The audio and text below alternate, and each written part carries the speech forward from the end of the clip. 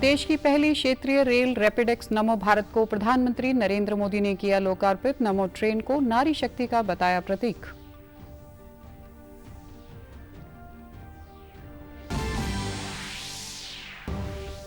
मुख्यमंत्री ने 19वें एशियाई खेलों के पदक विजेता व प्रतिभागी खिलाड़ियों को किया सम्मानित। स्वर्ण पदक विजेता को 3 करोड़, रजत पदक विजेता को 1.5 करोड़ और कांस्य पदक विजेता को 75 लाख रुपए का दिया नकद पुरस्कार। मुख्यमंत्री मनोहर लाल ने आशा वर्कर्स के मानदेय में की 2100 रुपए की बढ़ोतरी। सेवानिवृत्ति पर 2 लाख रुपए दिए जाने की भी घोषणा की।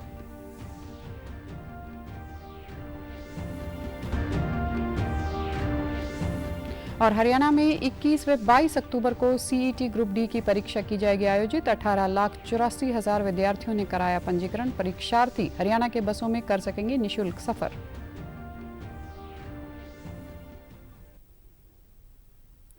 नमस्कार, मैं हूं आरजू। अब समाचार विस्तार से। प्रधानमंत्री नरेंद्र मोदी ने आज उत्तर प्रदेश के साहिबाबाद से देश की पहली क्षेत्रीय रेल रैपिडेक्स को रवाना किया।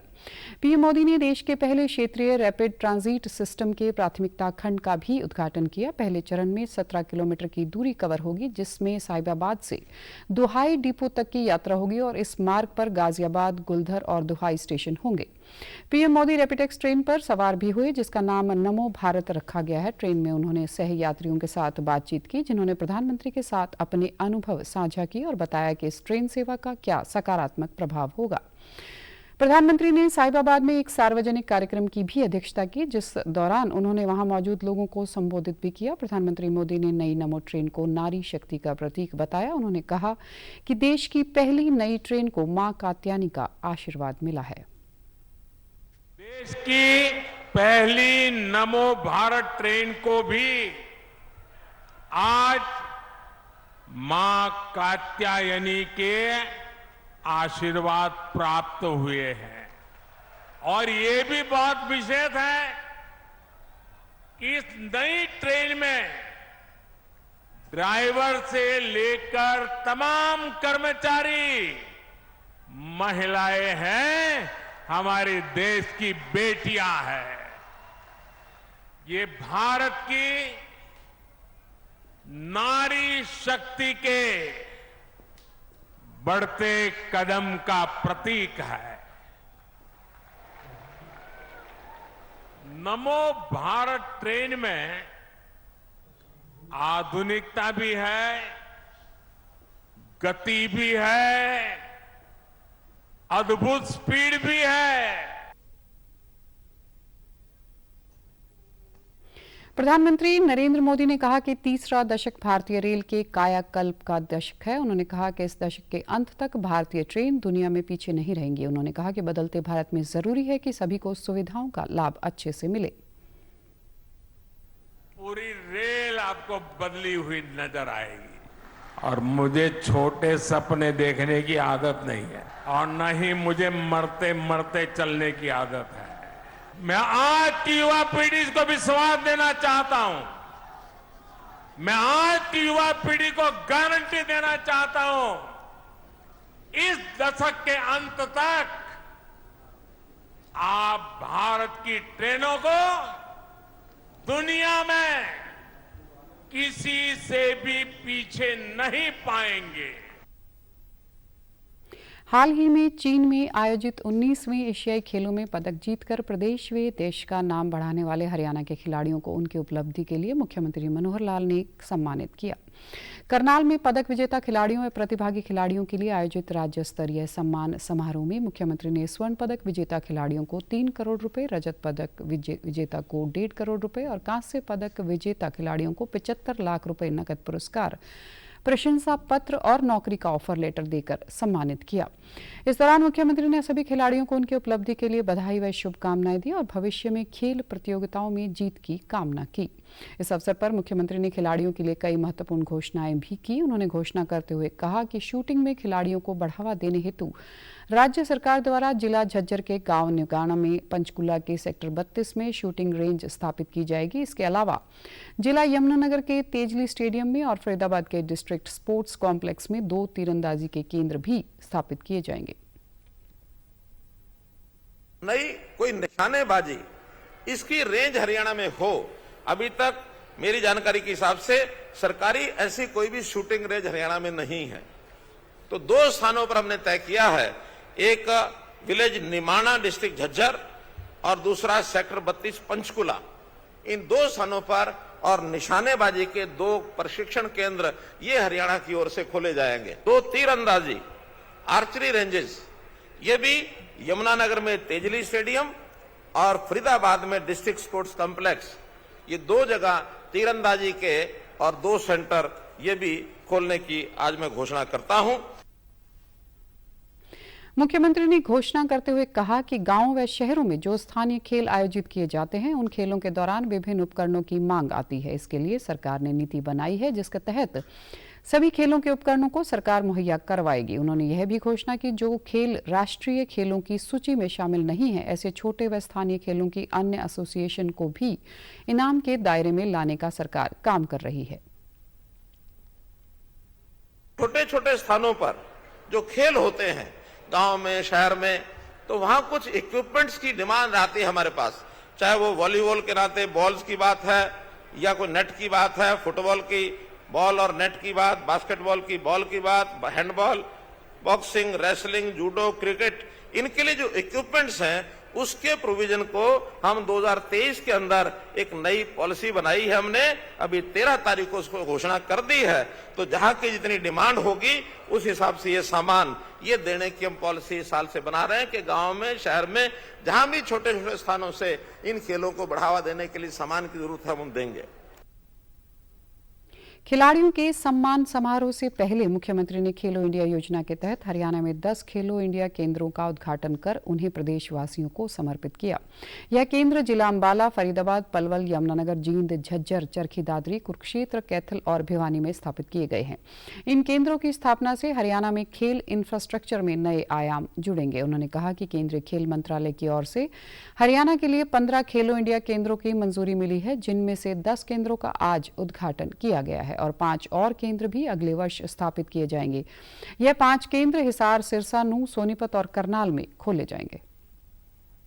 15 खेलो इंडिया केंद्र इनको मंजूरी दी है और हर एक खेलो इंडिया केंद्र के ऊपर इंफ्रास्ट्रक्चर को बढ़ाने के लिए 5 लाख रुपए की जो राशि है वो भी उन्होंने दी है। आज 10 का उद्घाटन हुआ है, बाकी 5 इस आने वाले वर्ष के अंदर जो करेंगे, उन 5 के भी मैं आग्रह करूंगा हमारे केंद्रीय मंत्री जी से कि 7 जिले और बचते हैं, हम इसके बाद अगले 7 जिलों के जिला केंद्रों पर भी उनसे निवेदन करते हैं कि 7 केंद्र और मंजूर कर दिए जाएं, ताकि सभी 22 जिलों में हमारे जो केंद्र हैं ये खुलने चाहिए, ताकि हम बच्चों को खेलो इंडिया की इस प्रतियोगिता में भाग लेने के लिए वह तैयार कर सकें।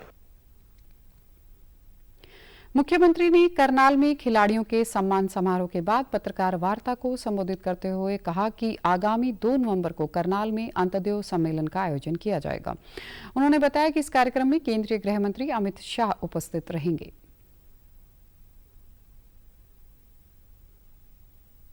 हमारे जो केंद्रीय गृह मंत्री हैं 2 तारीख को करनाल में और एक अंत्योदय सम्मेलन हम करेंगे, ताकि समाज के जो हरियाणा प्रदेश के द्वारा सम्मानित किए गए ऐसे लोग हैं, गरीब हैं, चाहे वो आयुष्मान भारत के हैं, चाहे वो पेंशन के हैं, चाहे वो चाहे वो अन्य प्रकार की जितनी सुविधाएं दी जाती हैं, ऐसे सब बेनिफिशियरीज का एक बड़ा सम्मेलन और वो करनाल में किया जाएगा। हरियाणा के मुख्यमंत्री मनोहर लाल ने चंडीगढ़ में हरियाणा आशा वर्कर्स पदाधिकारियों के साथ हुई बातचीत के दौरान कहा कि आशा वर्कर्स के मानदेय में 2100 रुपये की बढ़ोतरी कर 6100 रुपये मासिक और सेवानिवृत्ति पर 2 लाख रुपए की राशि दी जाएगी। उन्होंने कहा कि आशा वर्कर की प्रोत्साहन राशि में बढ़ोतरी करने के लिए भारत सरकार के स्वास्थ्य व परिवार कल्याण मंत्रालय को पत्र लिखा जाएगा। गौरतलब है कि आशा वर्कर को पहले ही कार्य के दौरान मृत्यु होने पर 3 लाख रुपए की राशि प्रदान की जाती है। वहीं जिला फतेहाबाद की आशा वर्करों ने मुख्यमंत्री मनोहर लाल द्वारा उनके वेतन में की गई 2100 रुपये की बढ़ोतरी और सेवानिवृत्ति पर 2 लाख रुपए की राशि दी जाने की घोषणा को दशहरे का तोहफा बताते हुए कल से ड्यूटी पर आने अन्य आशा वर्करों से आह्वान किया। साथ ही उन्होंने प्रदेश सरकार का आभार भी जताया। अभी सरकार सरकार ने हमारा 2100 रुपये मानदेय बढ़ाकर फिक्स 6100 रुपये किया है और मुआवजे के तौर पर जब हमारी रिटायरमेंट पे 2 लाख रुपए सेवानिवृत्ति कर दिए हैं। नहीं जी, आज हम अपने धरने को समापन करेंगे क्योंकि हमारी स्टेट यूनियन जो हमारी डेलीगेशन है जो वो हमारा फैसला लेकर आए हैं, हम उनका तहे दिल से स्वागत करते हैं। अपना धरना आज हम बिल्कुल समापन कर रहे हैं।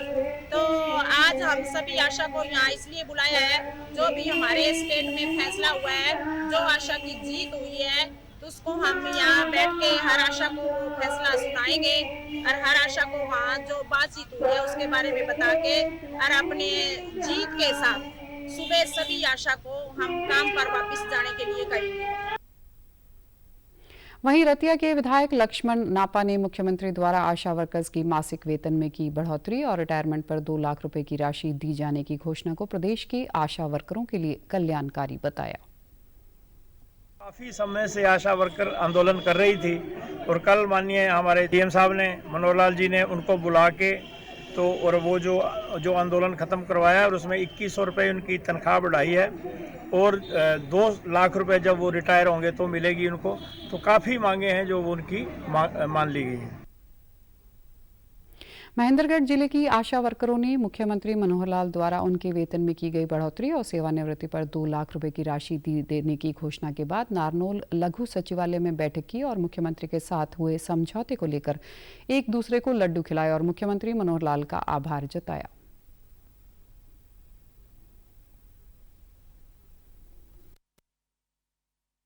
रिटायरमेंट पे हमें 2 लाख रुपए का बेनिफिट मिलेगा और भी हमारी कई मांगों पे सहमति हुई है और 1500 रुपए हमारे प्रपोजल जो फार्म है उसमें भी बढ़ाने के लिए मुख्यमंत्री ने खुद कहा है कि मैं केंद्र सरकार से बढ़वाऊंगा।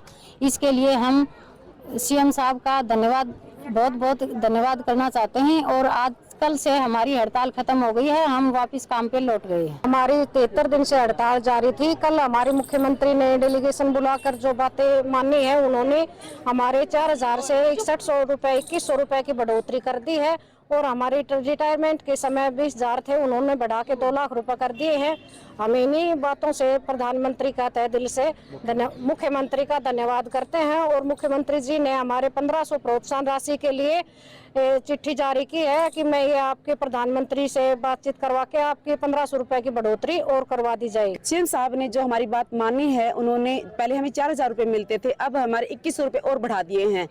हम सीएम साहब का तहे दिल से धन्यवाद करते हैं और आभार प्रकट करते हैं कि सीएम साहब ने हमारी मांगों को माना और कई ऐसी मांगे हैं जिन्होंने उन्होंने सहमति जताई है और 2 लाख रुपए की जो रिटायरमेंट पे जो घोषणा की है, हम उससे भी बहुत खुश हैं क्योंकि है ना, पहले हमें 20,000 रुपए रिटायरमेंट पे मिलते थे। हम इसके लिए तहे दिल से खट्टर साहब का धन्यवाद करते हैं और 2 लाख हमारी जो रिटायरमेंट की राशि है उस पर हमें दिया जाएगा और 1500 रुपए की जो प्रोत्साहित राशि है उसके लिए भी खट्टर साहब ने कहा कि हड़ताल हमारी कल से खत्म हो गई है और कल से हम अब बिल्कुल खुश हैं जी। प्रदेश के कृषि मंत्री जयप्रकाश दलाल ने करनाल में खाद्य प्रसंस्करण एक्सपो का उद्घाटन किया। इस दौरान उन्होंने कहा कि प्रदेश में अब तक 40 लाख मीट्रिक टन धान की खरीद हुई है और 85% फसल का उठान किया जा चुका है। कृषि मंत्री ने कहा कि पिछले 4-5 दिनों से धान की खरीद बंद थी, जो आज फिर से शुरू कर दी गई है। कृषि मंत्री ने कहा कि उनकी कोशिश है कि मंडियों में धान ले जाने वाले वाहनों पर GPS लगा हो, इससे किसी तरह की गड़बड़ी की आशंका नहीं रहेगी। उन्होंने कहा कि हरियाणा की मंडियां हरियाणा के किसानों के लिए हैं।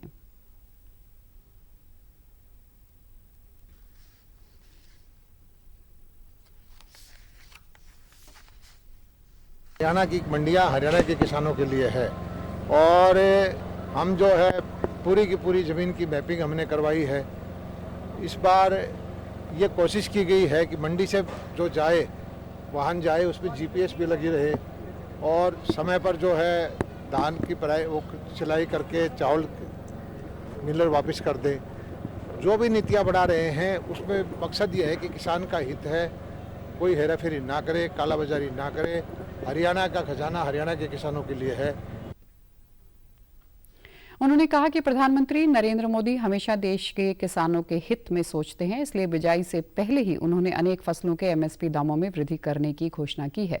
सरसों का दाम 2014 के बाद से लगभग दोगुना हो चुका है। इससे किसानों के आर्थिक हालात सुधरेंगे। हमारी जो नीति है, बिजाई करने से पहले एमएसपी की हम घोषणा करते हैं, चाहे दोनों फसलों पर।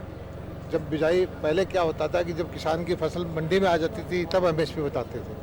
अब जो है बिजाई से पहले ही हम बताते हैं। और इस बार भी हर बार की तरह हमारे प्रधानमंत्री, केंद्र सरकार सब ने मिल करके 150 रुपये गेहूँ का भाव बढ़ाया है, चने का भाव भी बढ़ाया है। सरसों का भाव जो 2014 में था लगभग उससे दोगुना हो चुका है। एक्सपो में विभिन्न तरह के उत्पादों के स्टॉल लगाए गए हैं। विशेषकर मिलेट्स के बने व्यंजन लोगों को खूब भा रहे हैं। एक्सपो में अपने उत्पाद लेकर पहुंचे लोगों ने कहा कि अब नई तकनीक का दौर है और हमें अपनी आय को बढ़ाना है तो उसके साथ ही चलना होगा। उन्होंने कहा कि हम कृषि उत्पादों से व्यंजन व अन्य सामग्री बनाकर अधिक लाभ कमा सकते हैं। आंवले का, गाजर का, सेब का, चेरी का और पान खजूर, सेब का, बांस का मुरब्बा, गुलकंद और हरड़ का मुरब्बा, हर टाइप के मुरब्बे बनाते हैं जो सेहत के लिए नंबर 1 फ़ायदेमंद है। और इसमें किसी किस्म का घी यूज़ नहीं होता, जो हमारी जैसे हार्ट के लिए और जैसे रक्तचाप के लिए बहुत बढ़िया होता है जी। इसमें काफ़ी टेक्नोलॉजी पहली एशिया की यूज़ की हुई है। इसमें एंटी टेक्नोलॉजी यूज़ की हुई है जो हमें सपोर्ट करती है जी। ये इसमें क्या है जी, ये आपका पार्लर में एनडीआरआई में मिलेगा आपको, आप जाओगे ना तो वहाँ पे भी मिलेगा जी आपको ये। एक्सपो देखने आए दर्शकों ने भी कहा कि यहाँ आकर उन्हें काफ़ी नई जानकारियां मिली हैं। हमें अपने स्वास्थ्य के हिसाब से खाद्य उत्पादों को चुनना चाहिए। हरियाणा कर्मचारी चयन आयोग द्वारा नेशनल टेस्टिंग एजेंसी के माध्यम से 21 व 22 अक्टूबर को ग्रुप डी के लिए होने वाले कॉमन एलिजिबिलिटी टेस्ट को जिला महेंद्रगढ़ में शांतिपूर्ण करवाने के लिए उपायुक्त मोनिका गुप्ता ने लघु सचिवालय में सेंटर सुपरवाइजर व अधिकारियों के साथ बैठक की। इस दौरान डीसी ने निर्देश दिए कि 20 अक्टूबर को ही सभी सीसीटीवी तथा बायोमेट्रिक जैसे उपकरणों की मॉक ड्रिल हो जानी चाहिए ताकि उस दौरान किसी प्रकार की तकनीकी गड़बड़ी सामने न आए। उन्होंने बताया कि जिला महेंद्रगढ़ में भी 41 केंद्र बनाए गए हैं। इन केंद्रों पर प्रति शिफ्ट लगभग 20,500 अभ्यर्थी परीक्षा देंगे। दोनों दिन कुल 4 शिफ्ट होंगी। 21 और 22 अक्टूबर को सीईटी ग्रुप डी की जो एग्जामिनेशन है उसको लेकर ज़िले में हमने पूरी जो तैयारियां हैं वो कर ली हैं। ज़िला प्रशासन मुस्तैद है। हमारे यहाँ पे ज़िले में 41 सेंटर्स बने हैं जिसमें हर शिफ्ट में लगभग 20,000 जो है परीक्षार्थी है वो परीक्षा देने आएंगे। टोटल 4 शिफ्ट है, एक दिन में 2 शिफ्ट है, पहली एक मॉर्निंग शिफ्ट और एक दिन की शिफ्ट है और 2 दिन एग्जाम है तो कुल 4 शिफ्टें हैं। ऐसे एग्जाम्स में देखिए जो बुरे एक्ट्स हैं उनको लेकर संभावना कभी डिनाई नहीं की जा सकती। इसी को मद्देनजर रखते हुए धारा 144 जो है वो मेरे द्वारा लगा दी जा चुकी है, जिसके तहत हर सेंटर के 500 मीटर के दायरे के अंदर जो है कोई भी वेपन की एंट्री भी मना है, कोई भी प्रिंटिंग, स्टेशनरी, फोटोस्टैट ये सब भी हमने जो है वो बाधित कर दी हैं जिले के अंदर। उपायुक्त ने बताया कि इस बार राज्य सरकार के निर्देशानुसार परीक्षार्थियों की सहूलियत के लिए बसों की व्यवस्था की जाएगी। ये सेवाएं पूरी तरह से फ्री रहेंगी। जिला में कुल 633 बसों की व्यवस्था की गई है। इसमें निजी स्कूलों तथा रोडवेज की बसें शामिल हैं। जिला महेंद्रगढ़ में हिसार, भिवानी, चरखी दादरी, झज्जर तथा रोहतक के परीक्षार्थी आएंगे। परीक्षार्थीगण आएंगे, उनकी बसेस के लिए भी रूट चार्ट्स जो है पूरे डिज़ाइन कर लिए गए हैं। 600 से ज़्यादा बसें इस ड्यूटी पे लगाई गई हैं। जो बच्चे हमारे यहाँ से ज़िले से बाहर जाएंगे और जो बाहर से आएंगे उनके लिए भी, और उनकी पूरी व्यवस्था कर दी है हमने। सेंटर्स के मुताबिक जो रूट चार्ट है बसों के डिज़ाइन कर दिए गए हैं। बाहर से आने वाली बसें जो हैं हमारे अनाज मंडी में आएंगी। जो हमारे यहाँ से जाने वाली बसें हैं वो हमारे बस स्टैंड से जाएंगी, जिसका पूरा रूट चार्ट डिज़ाइन है। और हम ये भी कर रहे हैं कि जो हमारे जितने भी सेंटर्स हैं उनको गूगल पे भी हम मार्क करा रहे हैं ताकि परीक्षार्थीगण को सेंटर्स भी ढूंढने में कोई कठिनाई का सामना ना करना पड़े। 21 व 22 अक्टूबर को सीईटी ग्रुप डी की परीक्षा प्रदेश में आयोजित की जाएगी। इस परीक्षा के लिए 18,84,000 विद्यार्थियों ने अपना पंजीकरण करवाया है। इस परीक्षा में छात्र छात्राओं को आने जाने में किसी भी प्रकार की दिक्कत न आए, इसके लिए राज्य सरकार के निर्देश पर परिवहन विभाग ने अतिरिक्त बसों की व्यवस्था के साथ ही सभी परीक्षार्थियों को निःशुल्क आने जाने की व्यवस्था की है। भिवानी रोडवेज के यातायात प्रबंधक भरत सिंह परमार ने बताया कि भिवानी जिला से 8 जिलों के लिए बसें जाएंगी। इसके लिए 256 बसों की व्यवस्था की गई है। किसी भी विद्यार्थी को आवागमन में परेशानी न हो, इसके लिए भिवानी बस अड्डा पर हेल्प डेस्क भी लगाई गई है तथा सीईटी ग्रुप डी के परीक्षार्थियों को यातायात संबंधी जानकारी दी जा रही है।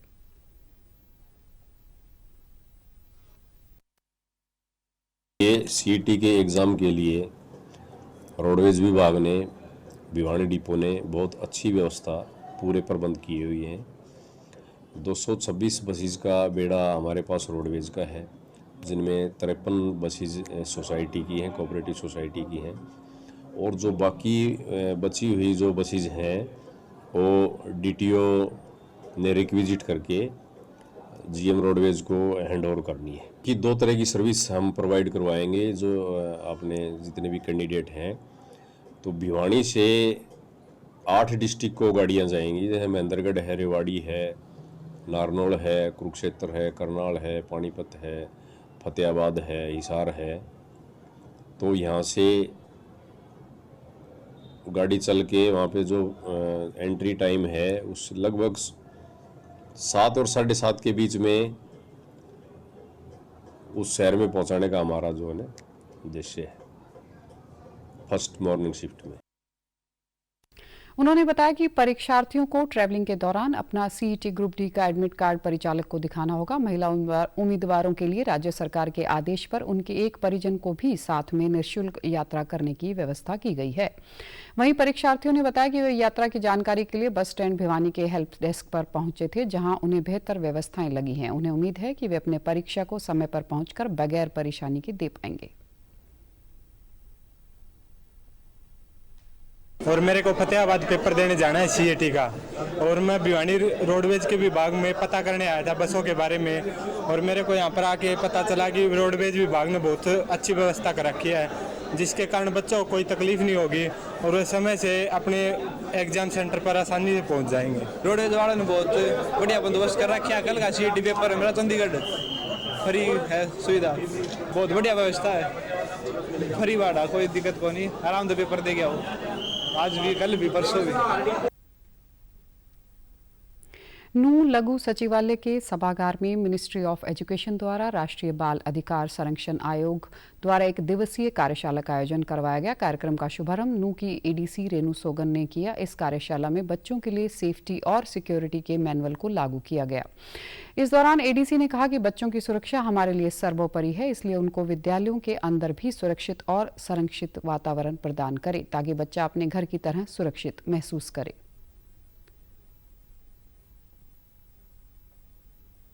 सेफ्टी के बारे में, बच्चों की सेफ्टी और साइबर सिक्योरिटी के बारे में। तो इसमें हमने बेसिकली बच्चों को टीचर से मुहिम करी है कि वो बच्चों को जागरूक करें साइबर सिक्योरिटी के मामलों के ऊपर। फॉर एग्जांपल आजकल फेसबुक, इंस्टाग्राम, ट्विटर, इन सब का रैम्पेंट यूज हो रहा है, तो बच्चों के ऊपर इन सोशल मीडिया साइट्स या फिर कोई और वेबसाइट्स का नेगेटिव फर्क ना पड़े।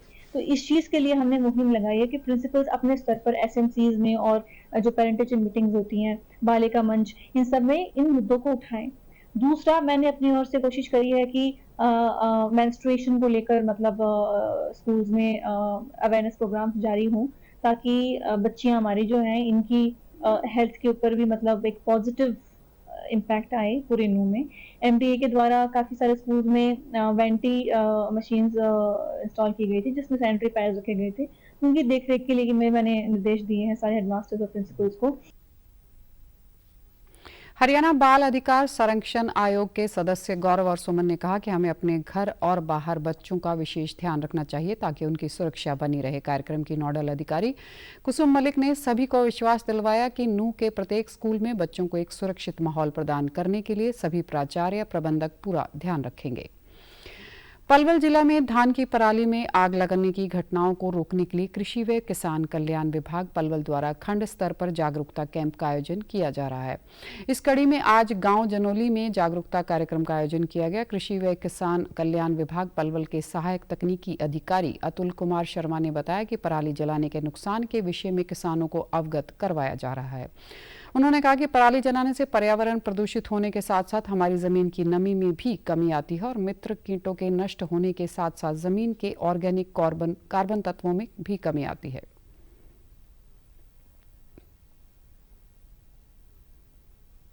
अगर आप खेत की पराली में आग नहीं लगाएंगे तो 1000 रुपये प्रति एकड़ का आपको इन सीटू और एक्सीटू के माध्यम से अनुदान सरकार दे रही है। साथ में कुछ मशीनरियां भी हैं जिनमें 80 से 40% तक का सब्सिडी पर प्रावधान है और इन मशीनरियों को अगर आप किसान ऑनलाइन माध्यम से खरीदेगा तो उन्हें पूरा लाभ प्राप्त होगा। गांव जनोली के सरपंच हरेंद्र ने बताया कि ग्राम पंचायत द्वारा कृषि विभाग की टीम को आश्वासन दिया कि गांव जनोली के साथ साथ आसपास के गांव के किसानों को भी अपने स्तर पर जागरूकता कर भविष्य में पराली न जलाने के लिए प्रेरित करेंगे। तरफ से सभी को समझाया गया है कि जो पराली जलाने के क्या नुकसान होते हैं, पराली ना जलाएं तो उससे क्या फायदे होते हैं और लोगों ने इसमें बड़ी अपनी तरफ से हिदायत दी है। सब कुछ अच्छा है और हमने भी लोगों में मुनादी के थ्रू वैसे भी कहीं बैठ के जैसे 10 लोग बैठे हैं वहाँ पर जा करके लोगों को समझाया है। पहले और सालों के मुताबिक देखोगे तो अब की बार हमारे गांव में पराली बहुत 2-4% ही कोई छोटी मोटी घटना हुई है वरना लोग जागरूक हो रहे हैं और हमें विश्वास है कि अब आगे और ज़्यादा 2-4% जो की बार वो आगे नहीं होगा। वो वहीं किसान मोहरपाल ने बताया कि पराली जलने के दुष्प्रभावों के बारे में उन्हें जानकारी दी गई है। उन्होंने बताया कि अब किसान फसल अवशेष न जलाकर उसका उचित प्रबंधन करेंगे। जानकारी यहाँ दी गई है कि धान के जो फसल अवशेष हैं वो नहीं जलाए जाएं और इसी के अनुसार हमारा गांव काम कर रहा है। ना कोई पराली जलाता है, सबको मिट्टी में मिला करके जुताई में मिला देते हैं और अपनी सीधी बुवाई भी कर रहे हैं और रूटवेटर से पानी में भी जोत देते हैं। वायु प्रदूषण को बहुत ज्यादा नुकसान, सांस लेने में परेशानी। दूसरा हमारा जो खेत की जो उपजाऊ शक्ति है वो इससे हमारी बढ़ती है। पुलिस विभाग द्वारा 21 अक्टूबर को पंचकुला स्थित पुलिस लाइन में पुलिस शहीदी दिवस मनाया जाएगा। हरियाणा के पुलिस महानिदेशक शत्रुजीत कपूर ने पत्रकार वार्ता कर जानकारी देते हुए बताया कि हरियाणा देश का पहला ऐसा राज्य है जहां पर शहीद पुलिस कर्मचारी को 1 करोड़ सरकार द्वारा तथा 1 करोड़ रुपए विभाग द्वारा दिया जाता है। पुलिस महानिदेशक ने बताया कि पंचकुला में आयोजित होने वाले राज्य स्तरीय पुलिस शहीदी दिवस के अवसर पर पिछले वर्ष देश भर में शहीद हुए 188 पुलिसकर्मियों को श्रद्धांजलि दी जाएगी। 1960 से लेके अब तक 36,000 से भी ज़्यादा पुलिसकर्मी देश सेवा में अपने प्राणों का बलिदान दे चुके हैं, जिनमें 83 ऐसे पुलिसकर्मी हैं जो हरियाणा पुलिस से संबंधित हैं और पिछले 5 वर्ष की अगर बात करें तो 1280 के करीब जो देश भर में शहीद हुए पुलिसकर्मी, उनमें से 7 पुलिसकर्मी हरियाणा पुलिस के रहे हैं।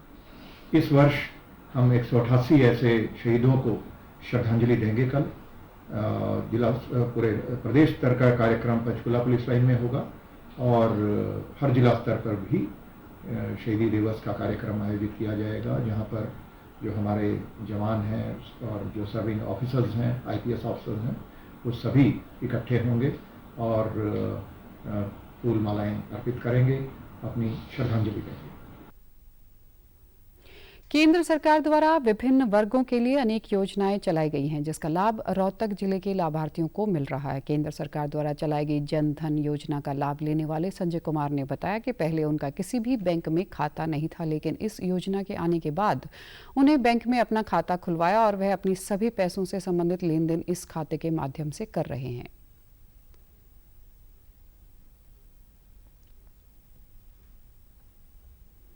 मैं पहले अपने यहाँ मैंने कहीं भी कोई भी बैंक में अकाउंट नहीं था मेरा। जब जन धन योजना का ये आई स्कीम आई तो मैंने अपना जन धन योजना की स्कीम से अपना अकाउंट खुलवाया। सरकार ने जो ये गरीब लोगों के लिए जो किया जन धन योजना का जो निकाली है स्कीम, ये बहुत ही बढ़िया है और मैं ये कहता हूँ इस स्कीम का सभी लोगों को फ़ायदा मिल रहा है और मिलना चाहिए और बहुत ही अच्छा सरकार जो कर रही है वो बहुत अच्छा कर रही है। वहीं प्रधानमंत्री आयुष्मान योजना के तहत लोगों को मुफ्त इलाज मिल रहा है। लाभार्थी इस योजना का लाभ उठाकर अपना मुफ्त में इलाज करवा रहे हैं। इस योजना का लाभ लेने वाले मनीष मेहरा ने सरकार द्वारा चलाई गई इस योजना को सराहनीय बताया।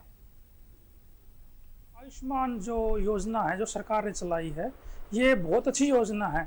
इसके तहत जो सरकार ने 5 लाख रुपए तक का जो इलाज दिया है वो मुफ्त, उसके लिए बहुत जनता इसका फ़ायदा उठा रही है और इसका फ़ायदा जनता को लेना भी चाहिए। और ये एक अच्छी योजना है। इससे मैंने 5 लाख रुपए तक का नहीं उठाया, लेकिन कम उसमें मैंने इलाज करवाया है और वो इलाज मेरा हुआ और सफल रहा। और ये मैं कहता हूँ कि सभी जो गरीब तबके के लोग हैं उनके लिए एक अच्छी योजना है। केंद्र सरकार द्वारा चलाई गई पीएम स्वनिधि योजना का लाभ लेने वाले सोम प्रकाश ने बताया कि इस योजना की बदौलत उन्हें बैंक से 10,000 का लोन लिया, जिसके बाद उन्होंने अपने व्यवसाय को बढ़ाया। ये जो कोरोना के बाद जो है भारत सरकार की ओर से स्वनिधि योजना लागू की गई थी, उसके तहत मैंने 10,000 रुपये का लोन लिया और मैं अब अपना कार्य सुचारू रूप से चला रहा हूँ। तो बहुत ही अच्छा लग रहा है। सरकार को कहना चाहेंगे कि ज़्यादा से ज़्यादा इस योजना का जो है लाभ उठाया जाए। समाचारों में आज इतना ही। नमस्कार।